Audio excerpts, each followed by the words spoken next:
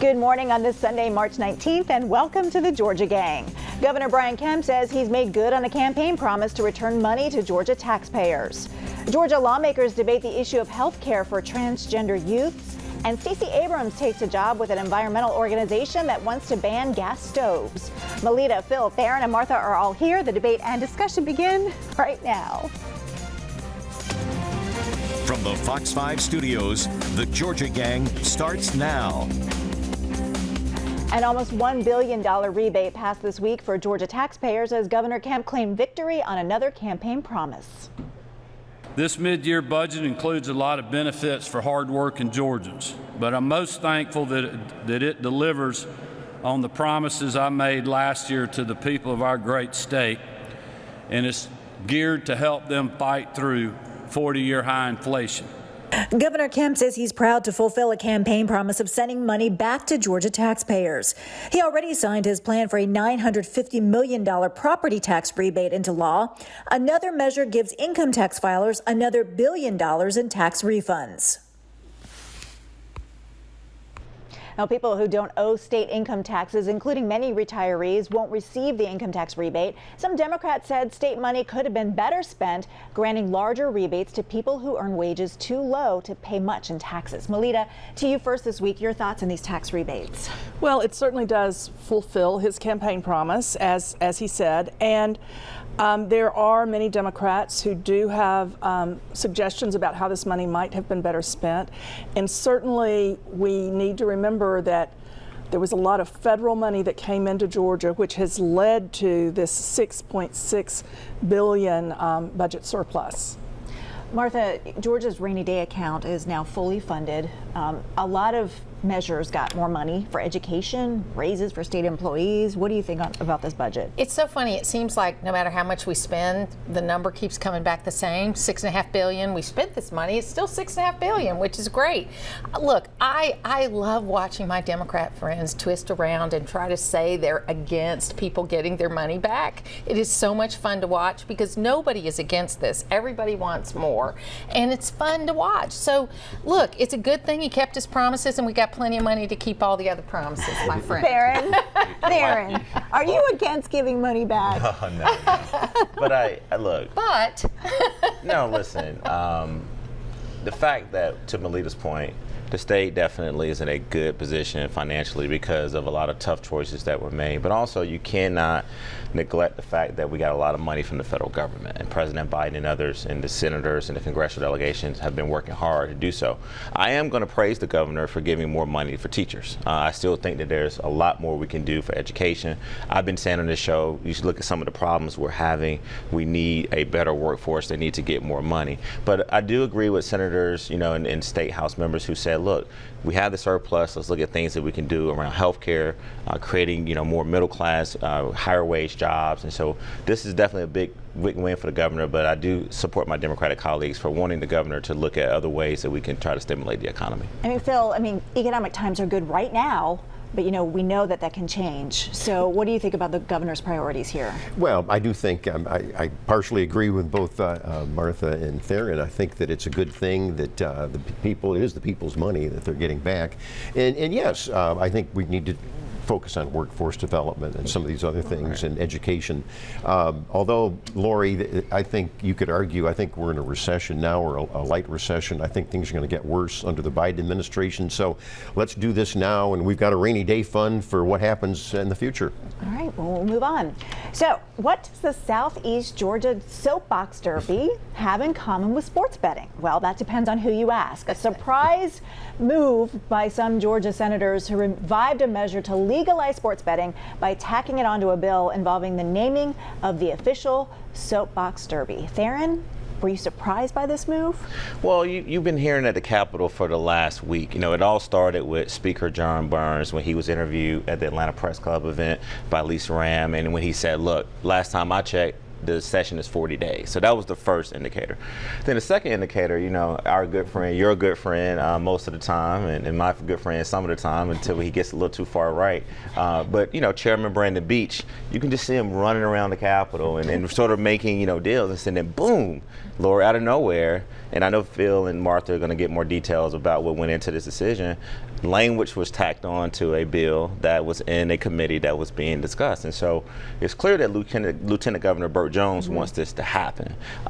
Derek Marlowe from Savannah was the person who was very involved, Democrat on the Senate committee, introducing language as well. And so it looks like we may actually go down to the wire to try to get sports betting in Georgia. Well, Phil, let's talk about this. I mean, this was quite a Hail Mary, and I agree with the Lieutenant Governor. I applaud him because let's just vote on it and get this thing either moving or killing it, right? Because you know, we've been talking about it on this show for how many years? I covered this issue when I was a reporter down there more than a decade ago. So what's happening here, and could this really be something? Well, I think you're right. We've been talking about this for years. I think polling shows that the large majority of Georgians would like to legalize sports betting. It's $75 million that we don't have. That's a conservative estimate. And you're making a good point, too. The Lieutenant Governor, Burt Jones, this was quite a coup, quite a legislative coup. By the way, it is germane legislation because it's in the same code section as the soapbox derby, Lori. But, Who knew? But I think it's going to go through. As Theron explained, you got a signal from the House Speaker, which is very powerful. I think you can, early next week, you'll see sports betting up for a vote. I think it's going to pass the Senate, and then you'll go to the House, and I'm going to look in the crystal ball. I think it probably will pass the House. Interesting. All right, Melita? Well, I think you have to feel for the state rep from Lyons, Georgia, who is right smack dab in the middle of South Georgia's Bible Belt, having her bill hijacked in the Senate for something that she doesn't personally approve of. And the thing that will be interesting to watch is to see what happens if this bill is approved in the Senate and it goes back to the House, and whether the House substitutes back in the original bill. And you've talked to Yeah, I talked to Representative Hagan, Lisa Hagan, and she did take her language out because she didn't feel like it was right for it to be in there with gambling, which she opposed, which you pointed out.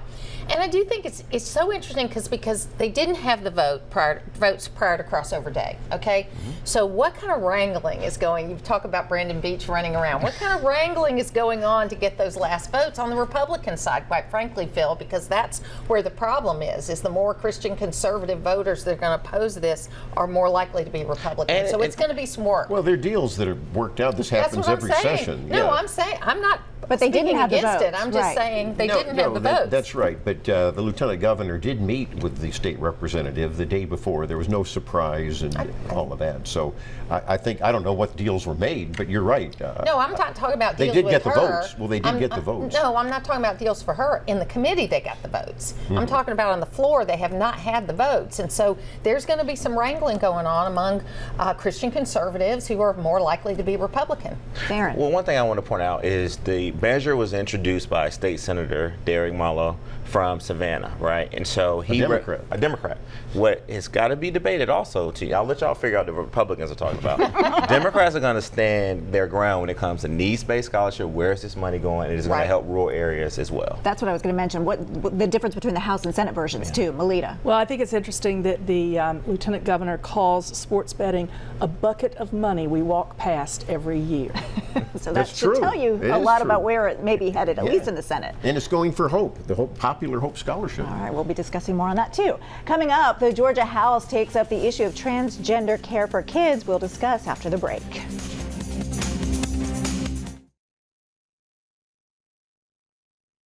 Have a question or comment for the Georgia Gang? Email them at georgiagang@foxtv.com. Intense debate under the Gold Dome this week over a bill that would ban most gender-affirming surgeries and hormone replacement therapies for transgender youth. Theron, does this one look like it's headed for final approval if it does hit the governor's desk? Yeah, this is a tough one, Lori. And, last week I saw Janelle and witnessed Janelle and Melita having a very, very detailed conversations about the problems and sort of the things that they like and dislike about this legislation. There's a few women I got to just really shout out. First, State Representative Terry Anulovich, who gave a very fiery testimony and really pushed back on this bill and just talked about how it criminalizes doctors. It's basically now the part that was taken out of the Senate version was now that if the doctors, if this bill was to go place, that the doctors would be criminalized. Also, Carla Drenner basically talked about how she really hopes that this does not lead to more suicidal deaths, and that we know that suicide deaths in transgender people are very high. And then Dr. Michelle Ah, who is a doctor who's in the State House, who talked about how, look, if we really want to talk about protecting children, 1 in 5 children in the state of Georgia live in poverty. We got 10,000 kids right now in foster care. And she also and others talked about maternal mortality, when we are seeing all over the country that women and their children are dying at birth or during birth or after birth. And so I just think that, Georgia, who are we?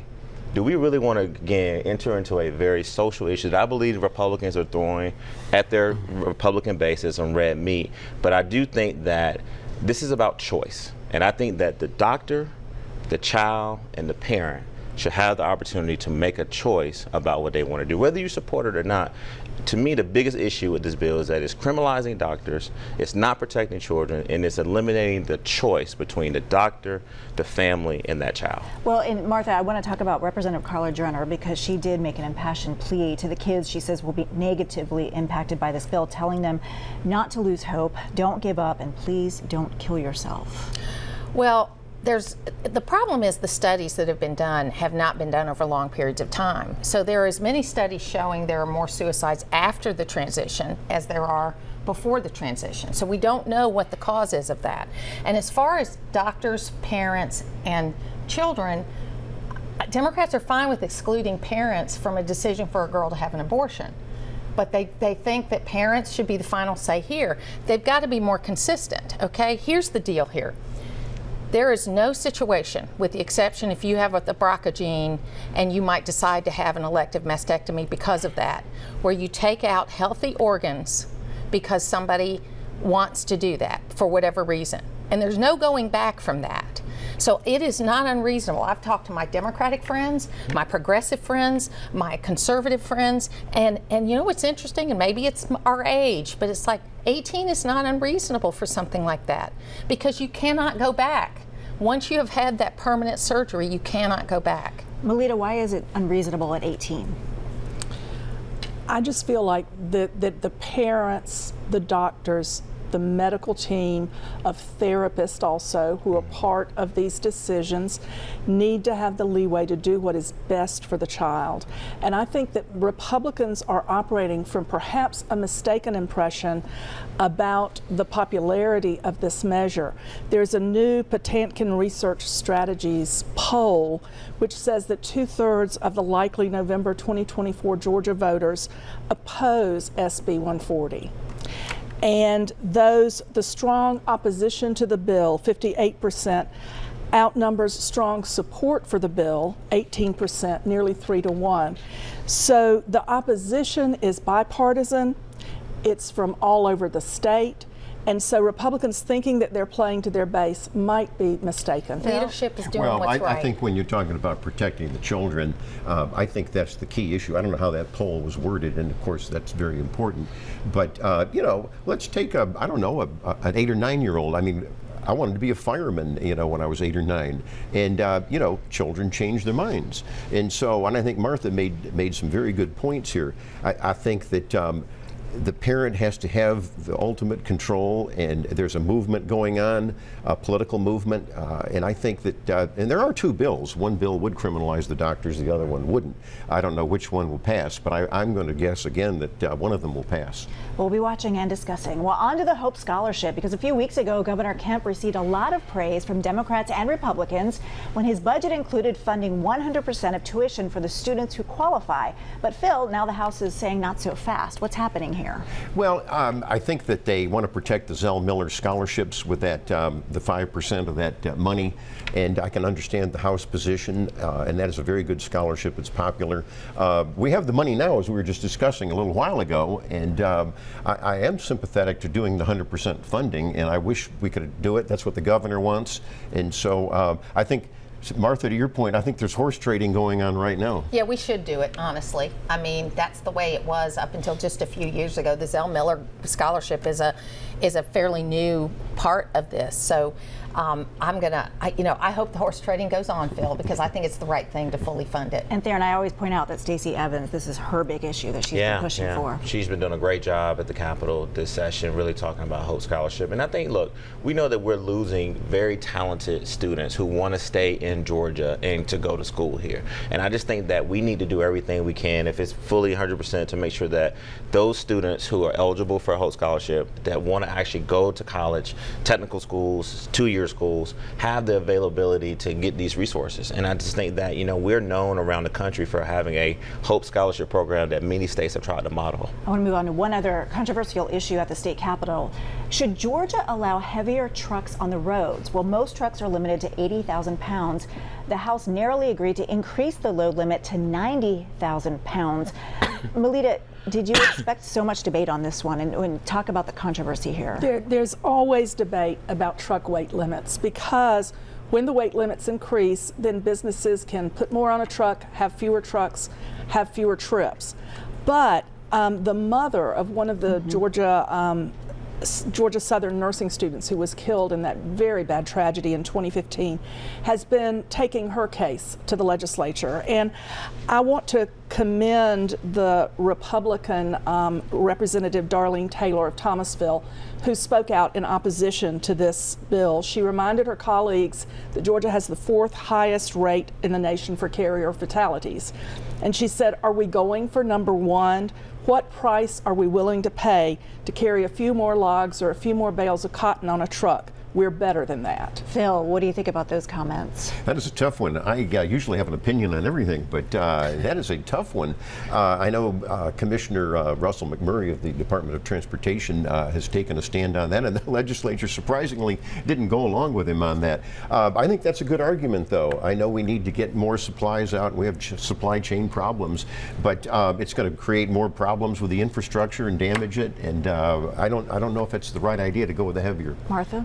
The big question I had is that, in theory, I think getting more goods from one place to another is a good thing.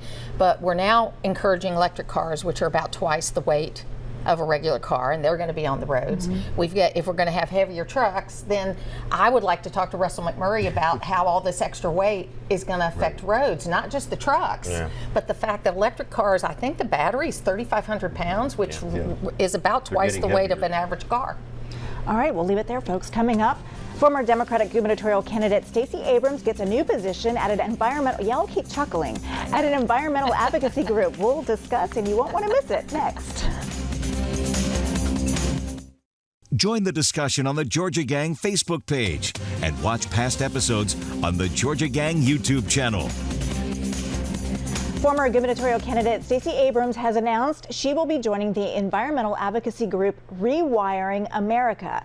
Now, this is one of the groups pushing to regulate and ban gas stoves. Abrams will join as senior counsel as the panel chuckles. I love that. Regulate and ban. Okay, so do they want to ban or do they want to regulate? Maybe a little bit of both. I find that fun. Theron.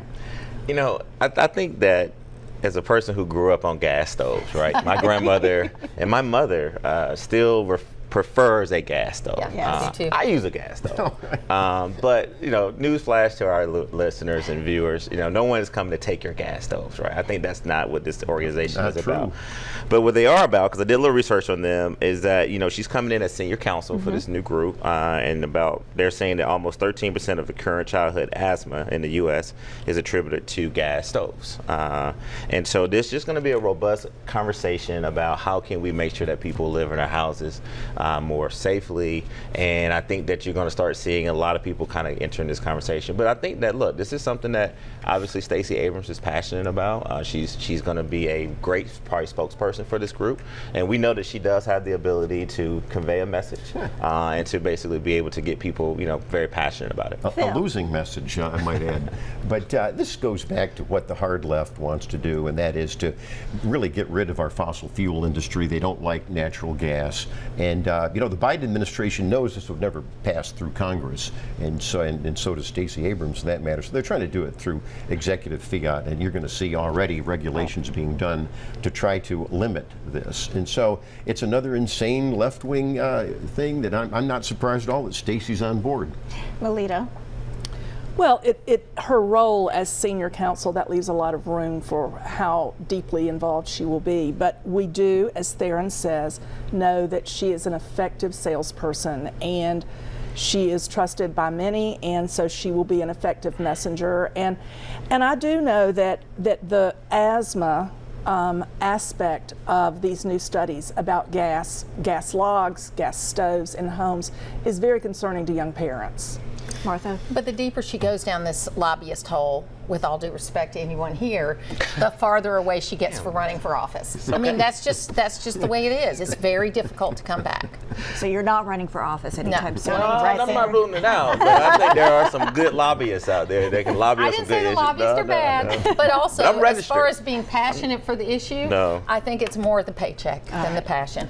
We'll move on. Victor Hill, Clayton County's former top lawman, has been sentenced to 18 months in federal prison, a judge ruled on Tuesday. Now, in federal court, U.S. District Judge Eleanor Ross sentenced Hill to a year and a half in prison with 6 years of supervised release and 100 hours of community service. In October of 2022, a federal jury in Atlanta convicted Hill on 6 of 7 counts of violating the constitutional rights of detainees inside the Clayton County Jail by ordering them held in restraint chairs. Theron, over to you on this one. You know, we haven't talked about Victor Hill in a while, and look, he has been sentenced. He has to go serve his time. There's a lot of back and forth in Clayton County and other counties whether or not this crime that he now has been convicted of and will go serve jail time, did it go too far? You know, Victor Hill said that this was a practice that he thought was a lawful practice, right? But then when you hear the testimony from the families, Lori, and you see those chairs, I mean, I saw it on television. I mean, it was just terrible. And I think that there are other effective ways that you can actually discipline people while they are actually being held in jail and waiting trial. So, look, Victor Hill is revered by many and definitely not liked by a lot of folks as well. So I think now he will have to go serve this 18-month sentence. He'll have 6 years of supervised, just sort of being in the public, and we just got to move on from it. Phil, he could have gotten more time. Yeah. Well, he could have. I think it was a good sentence. He deserved it. I agree that was too much. I mean, somebody could have died like that. And so I'm for tough, obviously in the prison system for keeping a tough policy, but he deserved it. Martha? Well, I mean, this is a good example of why we need oversight for these kind of trusted positions, whether they're district attorneys, whether they're sheriffs, whether they're judges. We need that kind of oversight, and they have to pay the consequences when they break the law. Melita, final word on this. I thought it was interesting that the judge noted part of his issue was his arrogance. And I also thought it was interesting that the Atlanta FBI agent said badges and guns don't come with the authority to ignore the Constitution. They come with the responsibility to protect it. And I thought that was a very interesting message. Some powerful words there were sent, for sure. All right, thanks everybody. Coming up, winners and losers. Stay tuned. Time now for the week's winners and losers. All right, Phil, we'll start with you this week. Well, I got a winner. It's Michael Hightower and his team with the South Metro Development Organization. Theron and I were over there recently, and we did a political forum, and I like to think that was the most popular part of the Good. And I got my check. Thank you, Mike. I got my check. And I've got a loser, and that is our state Supreme Court. I was shocked the other day, and a lot of people were, when Court of Appeals Judge Christian Coomer used to be a state representative. He's now suspended. He had a lot of misconduct. It's been in the media, and yet the state Supreme Court justices couldn't figure out, they have to review it again. This man has no business being on the State Court of Appeals. Melita. Well, my winner is Senator Raphael Warnock for continuing the fight to lower insulin costs for consumers. Now the three of the major drug manufacturers have announced that they will cap the out-of-pocket price at $35 a month. And then I was captivated by a heartwarming story of Austell firefighter Brett Langston, whose daughter didn't quite make it to the birthing center, so she pulled into the fire station and he delivered his grandchild in a bunk bed. And now that child has a whole firefighting family at her disposal. Aww. And then the losing thing this week is the new maternal mortality rates have been announced for 2021, and the rate in 2021 is 40% higher than in 2020. So we've really got to monitor solutions for that real big problem. All right, Theron. All right, happy birthday to Ambassador Andrew Young, 91. Yes. Aw, Happy happy birthday. birthday. Ambassador Carolyn, happy birthday. He had a big celebration this week. Is still moving around and causing good trouble. And he just came to my kid's school, Holy Innocents in school. Oh my God. So it was great to see he's doing him. well. Also want to make Paul and Joe Copeland winners. Saw them at Delta, so I didn't forget you, Paul. Also Lois High, who I met at Houston's restaurant. And then on a sadder note, my good friend Benjamin Boyd and Tedra Boyd lost their daughter, Kayla Rochelle Boyd, and their celebration of life was yesterday. Very, very unexpected, horrific health incident that caused her to pass away. So I definitely want to give my condolences to the family. That's tragic. Martha. So my winner this week is we had our Distinguished Americans announced at the American Values Dinner in Gainesville, and it was Jay Jacobs, the owner of my station, Mohawk Dave, who runs the largest emergency room doctor group in the state, and Joel Williams from Marjack Poultry. And Latham Sadler spoke there. It was his first public event since he ran for the Senate. So it was a winner. It was a winner all the way around. He gave a great message, and I'm going to leave it at that so you have a few seconds. Well, I'll just say Kennesaw State. How about All them in right. March Madness, right? Bells, yeah. At the time of this taping, we don't know whether they go on, but big congratulations and a shout out to the team. I know they work hard, great coach, so it's nice to see them. Nice to see it paying Good off. for the college. Yes, we'll see you all next week. Bye-bye.